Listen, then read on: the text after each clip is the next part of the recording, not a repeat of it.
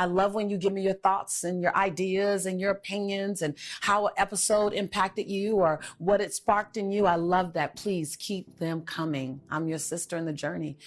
You know, I wanted to talk today about what does it mean to feel joy in the now? Like there's so much noise. And I mean, the noise is loud. The noise about our health, the noise about our children, the noise about our education, the noise about our government. There's so much noise. And while some of it's necessary for you to hear, it's always important for you to know how to keep your joy in the now.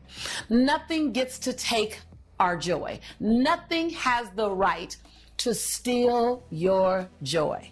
Man, when I realized that when my joy had left me, and there were days when I could not find my joy, there were days when I couldn't discover my smile. Oh, I smiled on the outside, but on the inside, it felt like I was crying. I was screaming for relief. I was screaming for attention. I was screaming for some reprieve. I was screaming for respite, but I smiled on the outside. When I realized that things weren't taking my joy, that situations, financial situations, relationship situations, health situations were challenging my joy, but that at some point I had to agree to surrender the joy. Now, don't get me wrong. I'm not speaking like it's always going to be rah-rah popsicles and lollipops. No. But I am saying that our joy is worth fighting for. It's worth taking a stand for. And so I want to share with you my top 3 tips for finding more joy in life right now. Number 1, I know we've heard this before, but man, if there's ever a time for you to go there, what are the simple things, $25 or under in value, ideally free, 25 that you can be grateful for? Like when I look at that, I go, I'm grateful for the fact that I can take a walk with my 91-year-old grandmother.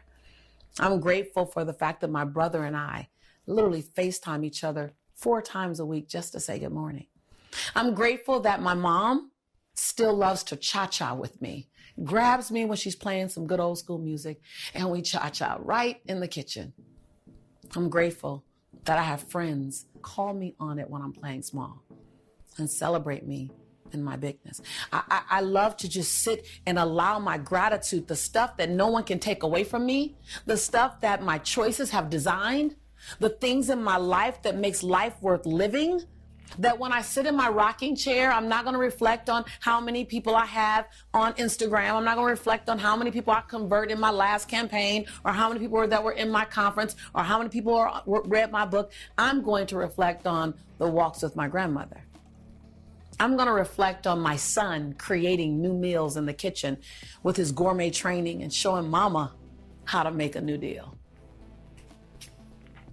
I'm going to reflect on those things. So number 1, really get into the things that you are grateful for at a cellular level. And I normally stay in this space. I say 25 because right around 16 and 17, I can feel my heart expanding. I can feel my eyes welling up a little bit. I can feel myself taking a deep breath going, okay, hold on. Yeah, we got all this noise out here, but I got all this deliciousness and gratefulness over here. My body, I want to do so many things with my body. I want to be more toned. I want to be more fit. But in my gratitude list, I'm grateful that my body follows my command. When I say arm lift, my arm lifts. I'm grateful for that.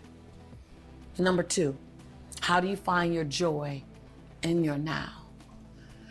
You make sure you're really clear on the path that you are on and where you're headed to, that you have something bigger than now. You cannot just live in the now. You must be present to your now, but have an intention for your future, or else you're living again reactionary.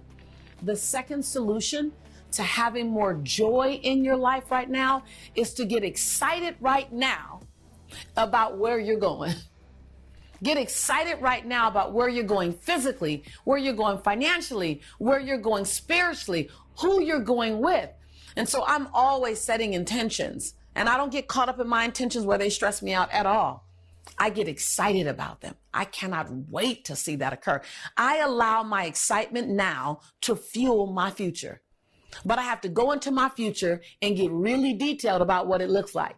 Get really detailed. Last night I couldn't sleep because I was designing this new curriculum for the trainers. I was designing this new curriculum for people who want to transform lives.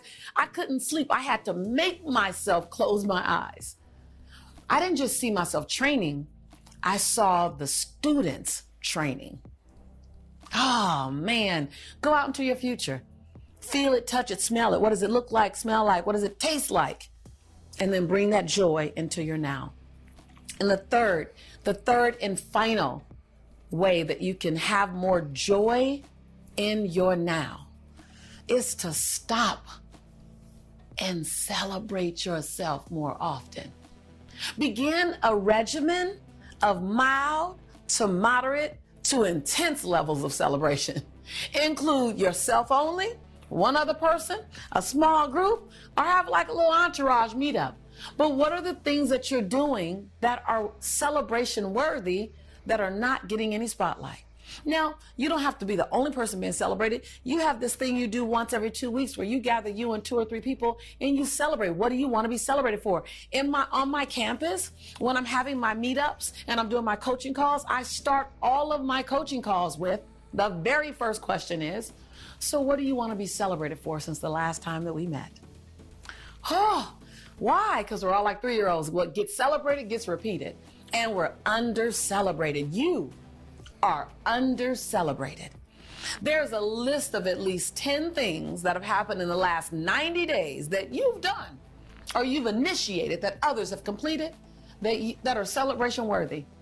And yet your celebration is still on hold. So I recommend number 3 is to be in a constant, consistent state of self-celebration. I love it. To be in a constant, consistent state of self-celebration. So 1 is your gratitude list. 25 things that are valued at $25 or less. And ideally, they're free. Number 2 is to future cast and bring the joy from the future back into your now on what you're creating and what you'll have done. And 3, have a celebration party. Celebrate yourself.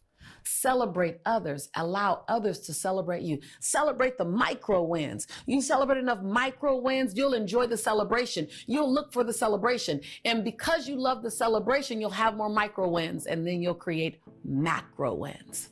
Those are my 3 tips. I do them in their work. Now remember, this show is not just a monologue.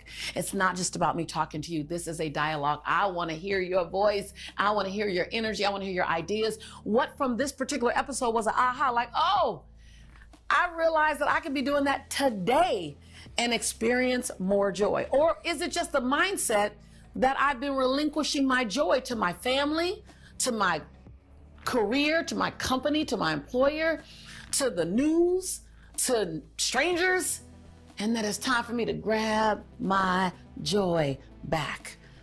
I don't know. What was the aha for you?